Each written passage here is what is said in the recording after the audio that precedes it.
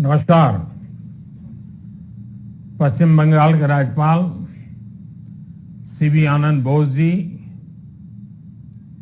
मुख्यमंत्री आदरणीय ममता जी, केंद्रीय मंत्रिमंडल के मेरे सहयोगी अश्विनी वैष्णव जी, सुभाष सरकार जी, निशित प्रामाणिक जी, जॉन बारला जी, नेता विपक्ष शुभेंदु अधिकारी जी, सांसद प्रसून जी, मंच पर विराजमान अन्य साथी, देवी और सज्जनों, आज मुझे आप सबके बीच रूबरू आना था, लेकिन मेरे निजी कारणों के कारण मैं आप सबके बीच नहीं आ पाया हूं। इसके लिए मैं आपकी, बंगाल की क्षमा चाहता हूं। बंगाल की पुण्य धरती को, कोलकाता की ऐतिहासिक धरती को आज मेरे लिए नमन करने का अवसर है। बंगाल के कण कण में आजादी के आंदोलन का इतिहास समाहित है। जिस धरती से वंदे मातरम का जयघोष हुआ, वहां अभी वंदे भारत ट्रेन को हरी झंडी दिखाई गई। आज 30 दिसंबर की तारीख का भी इतिहास में अपना बहुत महत्व है।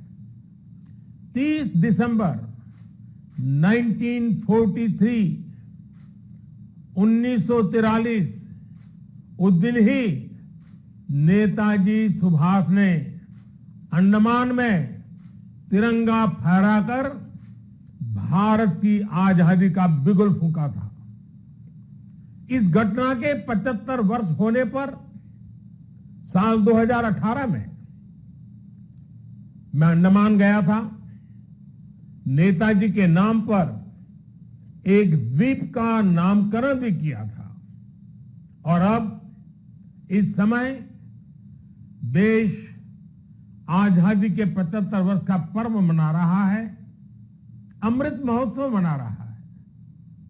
इसी अमृत महोत्सव में देश ने 475 वंदे भारत ट्रेन शुरू करने का संकल्प लिया था। आज इसी में से एक हावड़ा न्यू जलपाईगुड़ी वंदे भारत ट्रेन यहां कोलकाता से शुरू हुई है। आज ही रेलवे और मेट्रो की कनेक्टिविटी से जुड़े अन्य प्रोजेक्ट्स का भी लोकार्पण और शिलान्यास हुआ है। करीब 5,000 करोड़ रुपए की लागत से जोका बीबीडी बाग मेट्रो प्रोजेक्ट पर काम हो रहा है। इसमें से जोका तरालता मेट्रो रूट बनकर तैयार हो गया है। इससे शहर के लोगों की ईज ऑफ लिविंग और बढ़ेगी। साथियों, कुछ देर बाद ही मुझे गंगा जी की स्वच्छता और पीने के पानी से जुड़ी अनेक परियोजनाएं पश्चिम बंगाल को सौंपने का अवसर मिलेगा। नमामि गंगे मिशन के तहत पश्चिम बंगाल में सीवरेज के 25 से ज्यादा प्रोजेक्ट्स को मंजूरी दी गई है। इनमें से 11 प्रोजेक्ट पहले ही पूरे हो चुके हैं और 7 प्रोजेक्ट आज पूरे हो रहे हैं। आज 1,500 करोड़ की लागत से 5 नई परियोजनाओं पर काम भी शुरू हो रहा है। इसमें जो प्रमुख है वो है आदि गंगा नदी का पुनरुद्धार। मुझे बताया गया है कि अभी आदि गंगा नदी की स्थिति दुर्भाग्य से बहुत खराब है। इसमें जो कूड़ा कचरा गिरता है, सीवर का गंदा पानी गिरता है, उसकी सफाई के लिए 600 करोड़ रुपए से अधिक का आधुनिक इंफ्रास्ट्रक्चर तैयार किया जा रहा है। हम लोग अक्सर व्यक्ति के जीवन में प्रिवेंटिव हेल्थ केयर की बात तो करते रहते हैं और हम कहते हैं कि दिनचर्या वो होनी चाहिए कि बीमारी की नौबत ही ना आए। ठीक इसी तरह नदी की गंदगी को साफ करने के साथ ही केंद्र सरकार प्रिवेंशन पर भी बहुत जोर दे रही है और इस प्रिवेंशन का सबसे बड़ा और आधुनिक तरीका है ज्यादा से ज्यादा आधुनिक सीवेज ट्रीटमेंट प्लांट। आने वाले 10-15 साल बाद की जरूरतों को ध्यान में रखते हुए देश में आज ही आधुनिक सीवेज ट्रीटमेंट प्लांट लगवाए जा रहे हैं। आजादी के अमृत काल में हमें फॉरवर्ड लुकिंग सोच और अप्रोच के साथ देश को आगे ले जाना है। साथियों, इस 21वीं सदी में भारत के तेज विकास के लिए भारतीय रेलवे का भी तेज विकास, भारतीय रेलवे में तेज सुधार, ये सारी बातें बहुत जरूरी हैं। इसलिए आज केंद्र सरकार भारतीय रेलवे को आधुनिक बनाने के लिए, रेलवे इंफ्रास्ट्रक्चर को आधुनिक बनाने के लिए रिकॉर्ड इन्वेस्टमेंट कर रही है। आज भारत में भारतीय रेलवे के कायाकल्प का राष्ट्रव्यापी अभियान चल रहा है। आज वंदे भारत, तेजस, हमसफर जैसी आधुनिक ट्रेनें देश में बन रही हैं। आज विस्टाडोम कोचेज रेल यात्रियों को नए अनुभव करा रहे हैं। आज सुरक्षित आधुनिक कोचेज की संख्या में रिकॉर्ड वृद्धि हो रही है। आज रेलवे स्टेशन को भी एयरपोर्ट की तरह विकसित किया जा रहा है। न्यू जलपाईगुड़ी स्टेशन भी इसी लिस्ट में शामिल है। आज रेलवे लाइनों का दोहरीकरण, रेलवे लाइनों का बिजलीकरण जिस रफ्तार से हो रहा है वो पहले कभी नहीं हुआ। देश में जो ईस्टर्न और वेस्टर्न डेडिकेटेड फ्रेट कॉरिडोर बन रहे हैं वो लॉजिस्टिक्स सेक्टर में क्रांतिकारी बदलाव लाने वाले हैं। सुरक्षा हो, स्वच्छता हो, सामर्थ्य हो, सामंजस्य हो, समय की पाबंदी हो, सहूलियत हो, भारतीय रेलवे आज एक नई पहचान बनाने की हम सबकी कोशिश रंग ला रही है। बीते 8 वर्षों में भारतीय रेलवे ने आधुनिकता की नींव पर काम किया है। अब आने वाले 8 वर्ष में हम भारतीय रेलवे को आधुनिकता की नई यात्रा पर निकलते हुए देखेंगे। भारत जैसे युवा देश के लिए भारतीय रेल भी युवा अवतार लेने जा रहा है और इसमें निश्चित तौर पर 475 से ज्यादा वंदे भारत ट्रेनों की बड़ी भूमिका होगी। साथियों, आजादी के बाद के 7 दशकों में 20,000 रूट किलोमीटर रेल लाइन का बिजलीकरण हुआ। वहीं 2014 में हमारी सरकार बनने के बाद बीते 7-8 वर्षों में ही 32,000 रूट किलोमीटर से ज्यादा रेल लाइन का बिजलीकरण हो चुका है।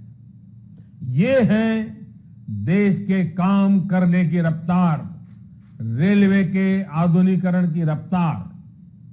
और इस रफ्तार को तेज करने के लिए अब भारत में दुनिया के सबसे शक्तिशाली बिजली के रेल इंजनों का भी तेजी से निर्माण हो रहा है।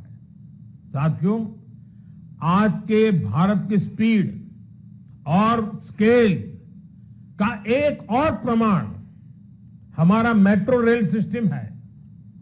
कोलकाता के लोग जानते हैं कि दशकों से मेट्रो रेल पब्लिक ट्रांसपोर्ट का कितना बेहतरीन माध्यम रही है।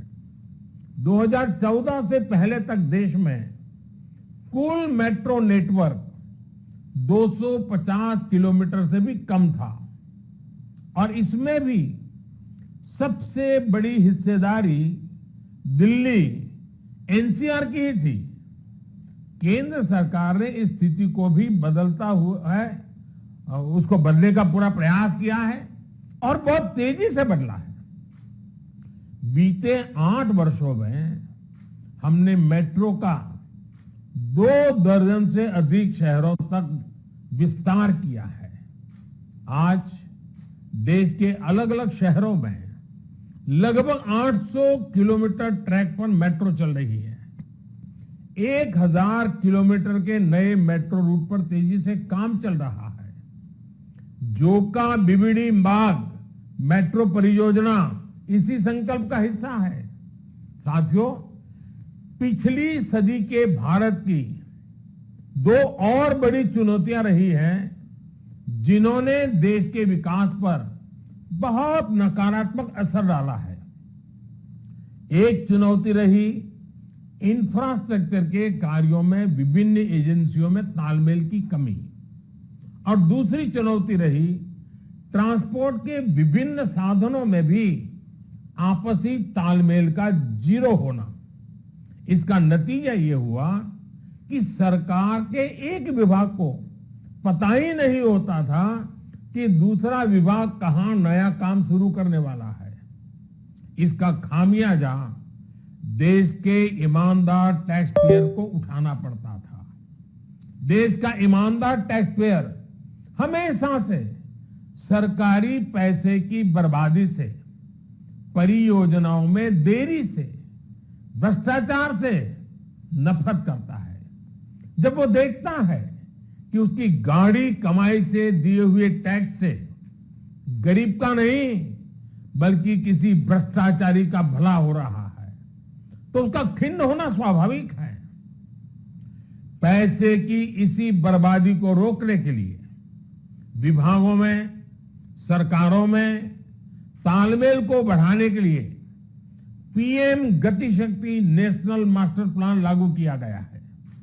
अब चाहे विभिन्न राज्य सरकारें हो, अलग अलग सरकारी विभाग हो, कंस्ट्रक्शन से जुड़ी एजेंसियां हो या इंडस्ट्री के लोग हो, सब एक ही प्लेटफॉर्म पर आ रहे हैं। पीएम गति शक्ति देश में ट्रांसपोर्ट के अलग अलग माध्यमों को जोड़ने, मल्टी मॉडल कनेक्टिविटी के काम को भी गति दे रहा है। आज देश में रिकॉर्ड तेजी से हाईवे बन रहे हैं, एयरपोर्ट बन रहे हैं, वाटरवे बन रहे हैं, नए पोर्ट बन रहे हैं और इसमें भी सबसे बड़ी बात यह कि इन्हें अब इस तरह तैयार हाईवे बेहतर तरीके से रेलवे स्टेशनों से कनेक्ट हो, रेलवे स्टेशन एयरपोर्ट से कनेक्टिविटी हो, लोगों को ट्रांसपोर्टेशन के दौरान सीमलेस कनेक्टिविटी भी मिले। साथियों, 21वीं सदी में तेजी से आगे बढ़ने के लिए हमें देश के सामर्थ्य का सही इस्तेमाल करना होगा। मैं देश के लोगों को वाटरवेज का उदाहरण भी देना चाहता हूं। एक समय था जब भारत में व्यापार, कारोबार और टूरिज्म के लिए वाटरवेज का बड़े पैमाने पर इस्तेमाल होता था। इसलिए कितने ही शहर नदियों के किनारे बसे, नदियों के किनारे इतना औद्योगिक विकास हुआ, लेकिन इस सामर्थ्य को पहले सैकड़ों वर्षों की गुलामी और फिर आजादी के बाद की सरकारी उदासीनता ने तबाह कर दिया। अब भारत अपनी इस जल शक्ति को बढ़ाने पर काम कर रहा है। देश में 100 से ज्यादा वाटरवेज और विकसित किए जा रहे हैं। भारत की नदियों में आधुनिक क्रूज चले, व्यापार भी हो, टूरिज्म भी हो, इस दिशा में हम तेजी से आगे बढ़ रहे हैं। केंद्र सरकार ने बांग्लादेश सरकार के सहयोग से गंगा और ब्रह्मपुत्र नदियों के बीच वाटरवे लिंक स्थापित करने पर भी काम किया है। मैं आज देश के लोगों को इससे जुड़ी भी एक जानकारी देना चाहता हूं। 13 जनवरी 2023 को काशी से, वाराणसी से एक क्रूज जा रहा है जो 3200 किलोमीटर लंबे वाटरवे से होते हुए, बांग्लादेश से होते हुए डिब्रूगढ़ तक पहुंचेगा। ये पूरे विश्व में अपनी तरह का अभूतपूर्व क्रूज होगा। ये भारत में बढ़ते क्रूज टूरिज्म का भी प्रतिबिंब बनेगा। मैं पश्चिम बंगाल के लोगों से भी आग्रह करूंगा कि इसका जरूर लाभ उठाएं। वैसे आज मैं एक और बात के लिए विशेष तौर पर बंगाल के लोगों को नमन करना चाहता हूं। बंगाल के लोगों में देश की मिट्टी के प्रति जो प्रेम रहा है, उसका तो मैं हमेशा कायल रहा हूं। देश के विभिन्न हिस्सों को जानने के लिए, देश के विभिन्न हिस्सों में भ्रमण के लिए बंगाल के लोगों में जो उत्साह होता है वो अद्भुत होता है। बहुत से लोग पहला मौका मिलते ही किसी और देश में घूमने निकल जाते हैं, लेकिन बंगाल के लोग हमेशा अपने देश को प्राथमिकता देते हैं। बंगाल के लोग पर्यटन में भी नेशन फर्स्ट की भावना को लेकर चलते हैं। और आज जब देश में कनेक्टिविटी बढ़ रही है, रेलवे, हाईवे, वाटरवे आधुनिक हो रहे हैं, तो इससे ईज ऑफ ट्रैवल भी उतना ही बढ़ रहा है। इसका बड़ा लाभ बंगाल के लोगों को भी मिल रहा है। साथियों, गुरुदेव टैगोर द्वारा रचित प्रसिद्ध पंक्तियां हैं, ओ ओमार देशेर माटी, तोमार पौरे ठेकाई माथा, यानी हे मेरे देश की माटी, मैं तुम्हारे आगे अपना सर झुकाता हूं। आजादी के इस अमृत काल में मातृभूमि को सर्वोपरि रखते हुए हमें मिलकर काम करना है। आज पूरी दुनिया भारत को बहुत भरोसे से देख रही है। इस भरोसे को बनाए रखने के लिए हर भारतीय को पूरी शक्ति लगा देनी है। हमें हर दिन का उपयोग राष्ट्र निर्माण में करना है, हर पल का उपयोग राष्ट्र निर्माण में करना है। देश सेवा के कार्यों में हमें रुकना नहीं है। इन्हीं शब्दों के साथ मैं अनेक परियोजनाओं के लिए बंगाल को बहुत बहुत बधाई देता हूं। फिर एक बार आपका अभिवादन करता हूं और मैं अपनी बात को समाप्त करता हूं। बहुत बहुत धन्यवाद।